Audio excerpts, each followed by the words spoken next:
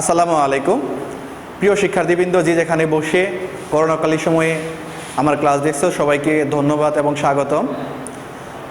আজকে আমরা হিসাব বিজ্ঞান প্রথম পত্রের তৃতীয় অধ্যায়ের ব্যাংক সমন্বয় বিবরণীর অঙ্ক করব। আমরা গত ক্লাসে এই হিসাব বিজ্ঞানের ব্যাংক সমন্বয় বিবরণীর বিভিন্ন নিয়ম নিয়ে কথা বলেছি। যারা আগের ক্লাসটা দেখোনি অবশ্যই আগের ক্লাসে দেখবে এবং অবশ্যই কমেন্ট করবে যে কোনো ধরনের সমস্যা আছে কিনা। কোনো ধরনের সমস্যা থাকলে, বুঝতে সমস্যা হলে অবশ্যই কমেন্ট করবে, সেগুলো উত্তর দেওয়ার চেষ্টা করব। তো আমরা এখন কথা না পারি, আমরা সরাসরি অঙ্কেতে চলে যাই। আজকে আমরা ঢাকা বোর্ড 2019 সালে ব্যাংক সমন্বয় বিবরণীর অঙ্কটা করব। তো দেখো, আমরা প্রথমে প্রশ্নটা পড়ে নিই। দেখো প্রশ্নটি কী লেখা আছে। নগদান বই মোতাবেক ব্যাংকে জমা দেওয়া আছে 70,000 টাকা। অর্থাৎ আমার ব্যাংকে যে জমা আছে নগদান বই মোতাবেক, সেটা কত হাজার টাকা বলো? 70,000 টাকা। চেক ইস্যু কিন্তু উপস্থাপন হয়নি। এটা মানে কি বোঝায়? আমি একজন ব্যক্তিকে চেক দিয়ে দিছি, কিন্তু সে ভদ্রলোক এখনো টাকাটা ব্যাংক থেকে উঠায় নেয়নি।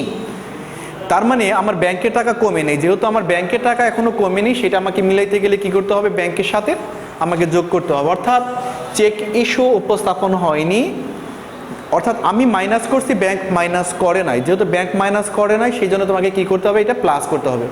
তার মানে চেক ইস্যু উপস্থাপন হয়নি থাকলে কি হয় বলো?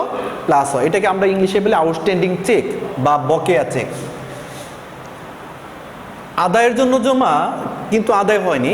কোন একজন ভদ্রলোক বা আমানতকারী আমাকে চেক দেওয়ার কথা, অর্থাৎ আমাকে যদি চেক দেওয়ার কথা হয় আদায়ের জন্য জমা, এর কারণে আমার ব্যাংকে টাকা বাড়ার কথা, কিন্তু এখনো কি হয় নাই বলো? নির্দিষ্ট সময়ের ভিতরে আদায় হয়নি। এই যে আদায়ের জন্য জমা দিছে, আদায় হয়নি, তার মানে আমার ব্যাংকে টাকা কিন্তু বাড়ে নাই। যেহেতু বাড়ে নাই, আমি ব্যাংকের সাথে মিলাইতে গেলে কি করতে হবে? এটা অবশ্যই তোমাকে বিয়োগ করতে হবে। দেনাদার সরাসরি জমা। দেখো, দেনাদার যদি সরাসরি ব্যাংকে টাকা জমা দেয়, অবশ্যই ব্যাংকে টাকা বৃদ্ধি পাইছে। যদি ব্যাংকের টাকা বৃদ্ধি পায়, তাহলে তোমাকে এটা অবশ্যই কি করতে হবে বলো? যোগ করতে হবে। ইস্যুকৃত চেক প্রত্যাখ্যাত। আমি একজন ব্যক্তিকে চেক দিছি, চেকটা দেওয়ার কারণে চেকটা আমার কাছে ফেরত আসছে। বলো, আমরা যদি চেক দিই, সেই চেকটা যদি ফেরত আসে, তার মানে কি বলো? আমার টাকা, ব্যাংকের টাকাটা বেড়ে যাবে, আর পাওনাদারের দায়ের পরিমাণটা কি হবে বলো? বাড়বে। অর্থাৎ দুইটা চেক কিন্তু দুই ধরনের চেক প্রত্যাখ্যাত হয়। একটা দেনাদারের চেক আর একটা পাওনাদারের চেক। এটা কিন্তু পাওনাদারের চেক, অর্থাৎ পাওনাদারকে আমরা চেক দিয়েছিলাম, সেই চেকটা ফেরত আসছে। তার মানে এই চেকটা কিন্তু অবশ্যই তোমাকে কি করতে হবে বলো? যোগে আনতে হবে। আবার যদি বলতো দেনাদারকে চেক প্রত্যাখ্যাত হয়েছে, তাহলে কোথায় যাইতো? বিয়োগে যাইতো। তাহলে কথাটা ক্লিয়ার করো। এটা হলো ইস্যুকৃত চেক যদি প্রত্যাখ্যাত হয়, তাহলে মানে পাওনাদারের চেক, তাহলে এটা আসবে যোগে। আবার যদি দেনাদারের চেক প্রত্যাখ্যাত হয়, তাহলে এটা কোথায় যাইতো বলো? বিয়োগে যাইতো। তারপরে লেখা আছে লভ্যাংশ আদায়। আমরা জানি লভ্যাংশ আদায় করলে ব্যাংকে টাকা বাড়ে, সেই জন্য এটা কি হয় বলো? যোগ হয়। ব্যাংক চার্জ 100 টাকা। আমরা জানি ব্যাংক চার্জ যদি 100 টাকা হয়, ব্যাংক চার্জের কারণে ব্যাংকে টাকা কমে, সেটা কি হবে বলো? বিয়োগ হবে। ব্যাংক সুদ মঞ্জুর। আমরা জানি ব্যাংক যদি সুদ আমাকে দেয়, আমার অ্যাকাউন্টে টাকা বাড়বে, সেটার কারণে টাকা বাড়ে, যোগ হবে। এই ছিল প্রশ্ন। এখন দেখো, আমাদের ক নম্বরে বলা আছে ব্যাংকে লেখা হয়নি এমন লেনদেনের পরিমাণ। দেখো তো, ব্যাংকে লেখা হয়নি কোনটা কোনটা? আমরা যদি তাকায় দেখি, দেখো চেক ইস্যু ব্যাংকে উপস্থাপন হয়নি। দেখো, যে জিনিসটা ব্যাংকে উপস্থাপন হয়নি, সেটা কিভাবে ব্যাংকে লেখা হয়? অবশ্যই ব্যাংকে লেখা হওয়ার কথা না, যদি চেকটা এখনো ব্যাংকে যায়নি। তাহলে এই একটা পাইলাম, ব্যাংকে উপস্থাপন হয়নি। আরেকটা, আদায়ের জন্য চেক আদায় হয়নি। একজন ব্যক্তি আমার কাছে ব্যাংকের চেক আদায় হওয়ার কথা, যেহেতু ব্যাংক আদায় হয়নি, ব্যাংক যদি আদায় না হয়, তাহলে কিন্তু ব্যাংক সেটা লিপিবদ্ধ করবে না। যেহেতু ব্যাংক লিপিবদ্ধ করবে না, সেটাও ব্যাংক বিবৃতিতে লেখা হবে না।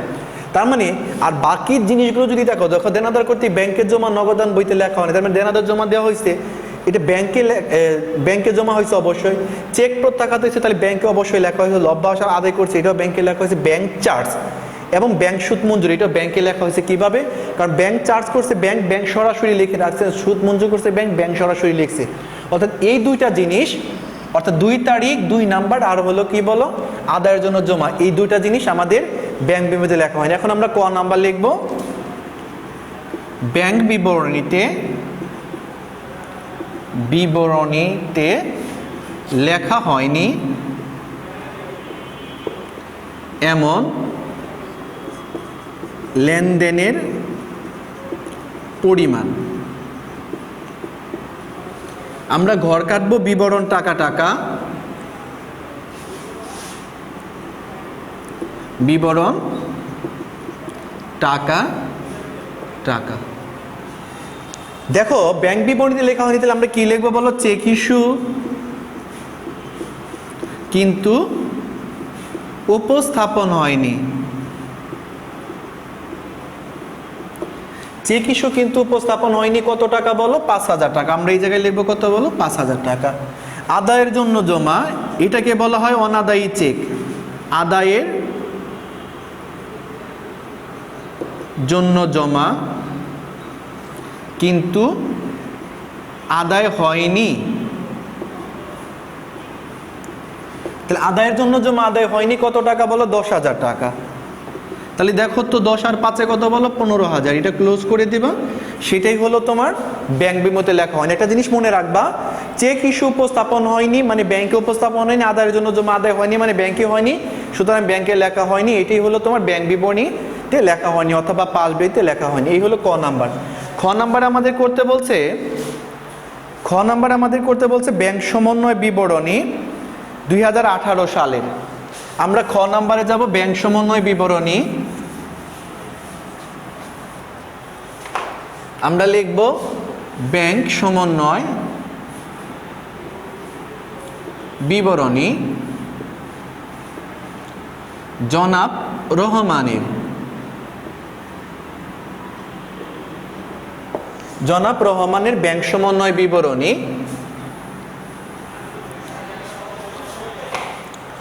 2018 সালের 31 ডিসেম্বর তারিখের জন্য। আমরা ঘর কাটবো বিবরণ টাকা টাকা।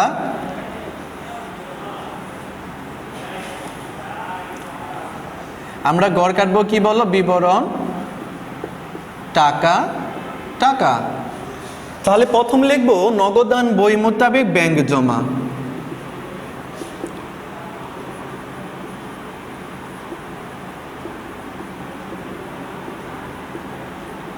নগদান বই মোতাবেক ব্যাংক জমা দেওয়া আছে কত টাকা বলো? 70,000 টাকা। তোমরা কিন্তু অবশ্যই প্রথম ক্লাস দেখে নিবে। প্রথম ক্লাস দেখে নিলে পারে কিন্তু বুঝতে তোমার সুবিধা হবে। এরপর আমরা কি কি লিখবো বলো? যোগ। আর কি লিখবো বলো? বাদ।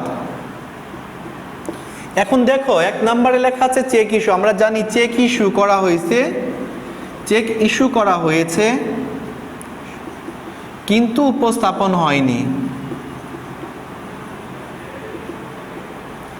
এটার সিরিয়াল নাম্বারটা দেওয়া আছে কত বলো? 2। তুমি সিরিয়াল নাম্বার দেবা 2। কত টাকা বলো? 5,000 টাকা। বলো তো এটা যোগ হলো কেন? আমরা বিয়োগ করছি কিন্তু ব্যাংক বিয়োগ করে নাই, সুতরাং ব্যাংকের সাথে মিলাইতে আমাকে অবশ্যই কি করতে হবে? যোগ করতে হবে। আদায়ের জন্য জমা, আদায়ের জন্য জমা কিন্তু আদায় হয়নি। আমরা কি করছি বলো? আদায়ের জন্য ব্যাংকে টাকা জমা দিছি কিন্তু ব্যাংক এখন আদায় করতে পারেনি, সুতরাং ব্যাংকের ব্যালেন্স বাড়ে নাই। যেহেতু ব্যাংকের ব্যালেন্স বাড়ে নাই সেজন্য আমাকে কি করতে হবে? এটাকে কমাইতে হবে। এরপরে দেনাদার সরাসরি জমা দিছে। তুমি জানো তো দেনাদার যদি জমা দেয় ব্যাংকের টাকা কি হবে বলো? অবশ্যই বাড়বে, ঠিক না? হ্যাঁ, যদি বাড়ে তাহলে আমরা কি করবো বলো? অবশ্যই যোগে লিখবো দেনাদার কর্তৃক জমা। দেনাদার কর্তৃক জমা। দেনাদার কর্তৃক জমা দেওয়া আছে কত টাকা বলো? 15,000। এরপরে ইস্যুকৃত চেক প্রত্যাখ্যাত, অর্থাৎ আমরা চেক দিছি সেটা যদি ফেরত আসে তার মানে আমাদের ব্যাংকের অ্যাকাউন্টে টাকাটা বাড়বে। তাহলে লিখবো ইস্যুকৃত চেক প্রত্যাখ্যাত। ইস্যুকৃত চেক প্রত্যাখ্যাত। একটা কথা মনে রাখবে, এটা কিন্তু পাওনাদারের চেক। আবার যদি দেনাদারের চেক প্রত্যাখ্যাত তাহলে কিন্তু বিয়োগে যাবে। চেক 2 ধরনের প্রত্যাখ্যাত, একটা পাওনাদারের চেক, ইস্যুকৃত চেক। ইস্যুকৃত চেক প্রত্যাখ্যাত হলে অবশ্যই আমাদের যোগে যাবে 3,000। আমরা সিরিয়াল নাম্বারগুলো বসাই দিতে পারি। দেখো ইস্যুকৃত চেক প্রত্যাখ্যাত সেটা হলো সিরিয়াল নাম্বার 5, এটা আদায়ের জন্য জমা হয়নি, এটা হলো সিরিয়াল নাম্বার 3। তারপরে দেনাদার কর্তৃক জমা, এটার সিরিয়াল নাম্বার 4। এতে কি হয় জানো? শিক্ষকের কাছে বুঝতে সুবিধা হবে, শিক্ষক তোমাকে ভালো নাম্বার দিবে। এরপরে দেখো লভ্যাংশ আদায়, এবং তুমি মেধাবী কিনা মেধাবী সেটা কিন্তু এই লেখার উপর ডিপেন্ড করে। আমরা জানি লভ্যাংশ আদায় করলে ব্যাংকে টাকা বাড়ে, তাই না? লভ্যাংশ আদায়, যেহেতু ব্যাংকে টাকা বাড়ে লভ্যাংশ আদায়টা যাবে যোগের মধ্যে 2,000। এটার সিরিয়াল নাম্বার হলো 6। ব্যাংক চার্জ, তুমি তো জানো ব্যাংকে যদি চার্জ করে তাহলে তোমার টাকা কি হবে? বাড়বে না কমবে? আমরা জানি যে কোনো প্রকার চার্জ মানেই ব্যাংকে টাকা কমে যাওয়া বোঝায়, যে কোনো প্রকার চার্জ অবশ্যই খরচ বোঝায়, খরচ বোঝালে অবশ্যই টাকা কমবে, কমবে মানে বিয়োগে যাবে 100 টাকা। এখন আরেকটা লেখা আছে ব্যাংক সুদ মঞ্জুর। তুমি বলো তো ব্যাংক যদি সুদ মঞ্জুর করে অবশ্যই টাকাটা তোমার ব্যাংক অ্যাকাউন্টে টাকা বাড়বে, যেহেতু ব্যাংক অ্যাকাউন্টে টাকা বাড়বে সুতরাং এটা আমরা যোগের মধ্যে লিখবো ব্যাংক সুদ মঞ্জুর। ব্যাংক সুদ মঞ্জুর অর্থাৎ এটা এই 7 নম্বরে দুইটা আইটেম ছিল 200 টাকা, লিখবো 200 টাকা। দেখো এটুক কিন্তু আমাদের কাজ শেষ। এখন আমরা যোগ করব 0 0 2 5 5 10 3 15 15 5 1 2 25,200। তাহলে এটা যেহেতু যোগ তাহলে আমরা কি করব 70,000-এর সাথে যোগ করব 205 97। এখন বিয়োগের আইটেম আছে কয়টা বলো? দুইটা, 10,000 আর 100 যোগ করলে হয় কত বলো? 10,100। তাহলে বাদ দিব 0 0 5 85,000। এই যে 85,000 এটাকে বলা হয় ব্যাংক বিবরণী মোতাবেক ব্যাংক জমা। ব্যাংক বিবরণী মোতাবেক ব্যাংক জমা। একটা কথা হলো কি জানো, ব্যাংক সম্বন্ধে বিবরণী মূল কথাটা কি, অর্থাৎ ব্যাংক অ্যাকাউন্টের টাকা যদি বাড়ে আমরা যোগে লিখবো, আর যদি ব্যাংক অ্যাকাউন্টের টাকাটা কমে তাহলে কোথায় বসাবো বলো? বিয়োগে বসাবো। এই মূল কথাটা তুমি যদি জানো তার মানে অনেকগুলো অঙ্ক শেষ হয়। এখন আরেকটা কথা বলি তোমার কাছে, এটার মধ্যে আমাদের জাবেদা বের করতে বলছে। তুমি একটা জিনিস মনে রাখবা, এই উপস্থাপন হয়নি এটা ছাড়া এবং আদায় হয়নি এটা ছাড়া, এই দুইটা আইটেম বাদ দাও। তাছাড়া এই যে 2 থেকে 5 পর্যন্ত এগুলো যদি জাবেদা করতে বলে তোমার কি হবে জানো? এই 2 নম্বরে জাবেদা হবে ব্যাংক ডেবিট, দেনাদার ক্রেডিট হবে। কি হবে বলো? ব্যাংক ডেবিট হবে, দেনাদার ক্রেডিট। অর্থাৎ যেগুলো যোগ হয়েছে কেন টাকাটা বাড়ছে, আর বাড়লে পরে আমরা জাবেদার নিয়ম কি জানি, ব্যাংকে টাকা যদি বাড়ে তাহলে ব্যাংক ডেবিট হবে, আর ব্যাংকে টাকা কমলে ব্যাংক হিসাব কি হবে বলো? ক্রেডিট হবে। এখন আমরা খ নাম্বারে যেটা করব জনাব রহমানের জাবেদা করব, এটা হলো গ নাম্বার। আমাদের কিন্তু খ নাম্বারে কাজ শেষ। এখন যাব কোন নাম্বার বলো? গ নাম্বারে। গ নাম্বারে যাব জনাব রহমানের জাবেদা।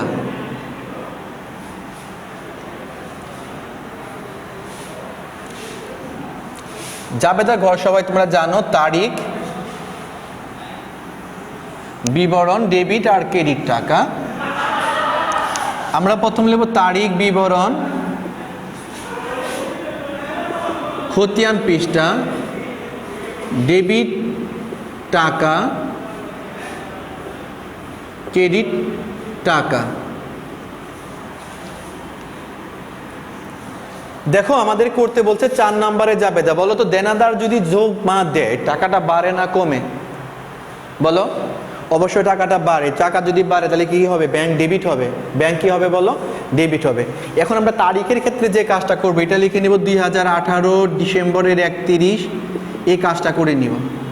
এখন আমাদের করতে বলছে 4 নম্বরে জাবেদা, দেনাদার কর্তৃক জমা। তাহলে আমরা এই জায়গায় লিখতে পারি 4। দেনাদার যদি জমা দেয় ব্যাংক হিসাব, তুমি এই জায়গায় 4 লিখতে পারো, এই জায়গায় লিখতে পারো 4।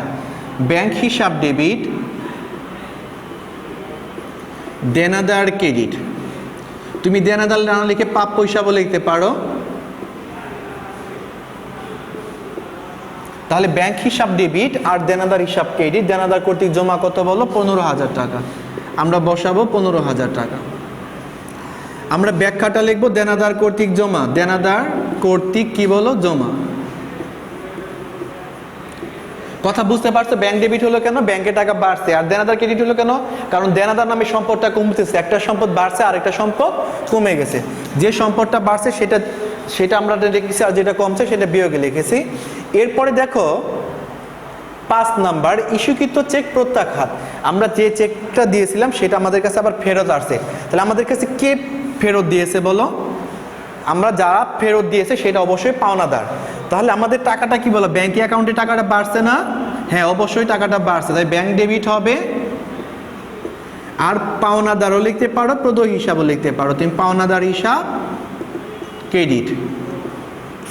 আমরা লিখবো ইস্যুকৃত চেক প্রত্যাখ্যাত। কি লিখবো বলো? ইস্যুকৃত চেক প্রত্যাখ্যাত। তাহলে টাকাটা দেওয়া আছে কত বলো? 3,000। আমরা বসাবো কত বলো? 3,000। এরপরে লভ্যাংশ আদায়, তুমি তো জানো লভ্যাংশ যদি আদায় করে তোমার লভ্যাংশ আদায় হয়েছে, অবশ্যই তোমার টাকাটা বাড়ছে। তোমার টাকাটা যদি বাড়ে তাহলে যোগে যাবে ব্যাংক ডেবিট, লভ্যাংশ আদায় হয়েছে, লভ্যাংশটা হলো আয়, লভ্যাংশ হিসাব ক্রেডিট। আমরা ব্যাখ্যা লিখব লভ্যাংশ আদায়।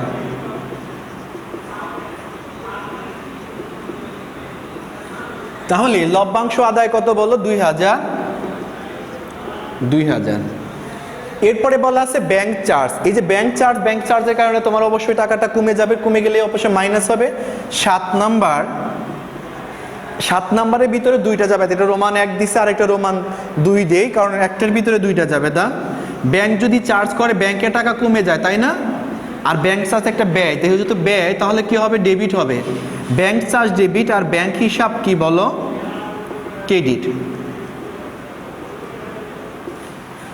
এটা ব্যাখ্যা হলো কি বলো? ব্যাংক চার্জ ধার্য, ব্যাংক কর্তৃক চার্জ, অর্থাৎ ব্যাংক তোমাকে যদি চার্জ করে ব্যাংকে টাকাটা কমে গেলে মাইনাস হবে। এরপরে আরেকটা বলা আছে ব্যাংক সুদ মঞ্জুর। চার্জ কত টাকা লেখা আছে বলে? 100 টাকা। আমরা বসাবো কত বলে? 100 টাকা। এখন ব্যাংক সুদ মঞ্জুর লেখা আছে, ব্যাংক সুদ মঞ্জুর, আমরা জানি ব্যাংক যদি সুদ মঞ্জুর করে ব্যাংকে টাকাটা বাড়ে তাহলে ব্যাংক হিসাব কি হবে বলো? ডেবিট হবে। ব্যাংক সুদ কি হবে বলো? ক্রেডিট হবে।